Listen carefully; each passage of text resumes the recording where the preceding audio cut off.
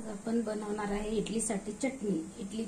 चटणीचे साहित्य: कोथिंबीर, मिरची, थोडासा लसूण, जिरं, चवीपुरतं मीठ, शेंगदाणे आणि ताक किंवा दही, आपल्याकडे जे अवेलेबल असेल ते, किंवा लिंबूही चालेल।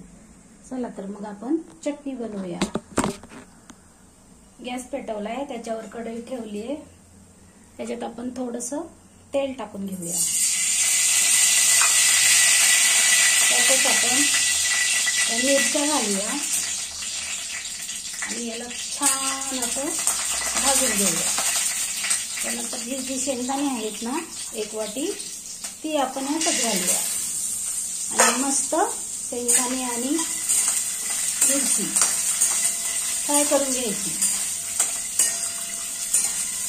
छान गार झाल्यावर हे आपण एका मिक्सरच्या भांड्यात घेऊया। तोपर्यंत याच्यामध्ये मिक्सरच्या भांड्यात ही स्वच्छ धुवून घेतलेली कोथिंबीर, लसूण, जिरं आणि हे मीठ छान पैकी याची आपण पेस्ट करून घेऊया। हे शेंगदाणे आणि मिरची थोडी गार झाल्यावर याच्यातच टाकून याची आपण पेस्ट बनवून घेऊया। हे पहा, आपण चटणीसाठी जे साहित्य होतं ना, ते पूर्ण मिक्सरला लावून घेतले। तर आपण असं काढून घेऊया आणि मस्त तडका देऊया।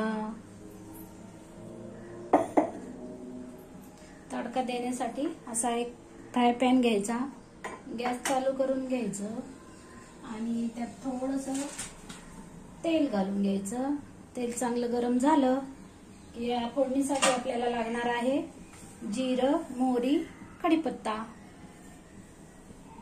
तर आपण गॅस स्लो करून घेऊया आणि याच्यामध्ये हे आपण जिरं, मोहरी, कढीपत्ता तेलात टाकून घेऊया। छान पैकी ही तडतडेल, मग आपण फोडणी घालून घेऊया। हे पाय एवढं आपलं इडलीची चटणी करून घ्यायची। इडली बनवलेली आहे आपण, त्याला छान फोडणी तयार होऊ द्यायची। आणि याच्यामध्ये थोडासा आपण हिंग पण घालूया। हिंगामुळे काय होते, थोडी छान चव येते चटणीला।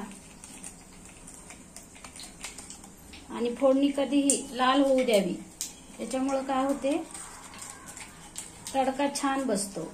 जास्त करपू पण नाही देऊ। हे बघा, हिंग घातलेली थोडंसं। चला तर मग आपण हा तडका चटणीला देऊया। छान तडका बसला। ही पहा, आपली चटणी तयार आहे इडली संग खाण्यासाठी।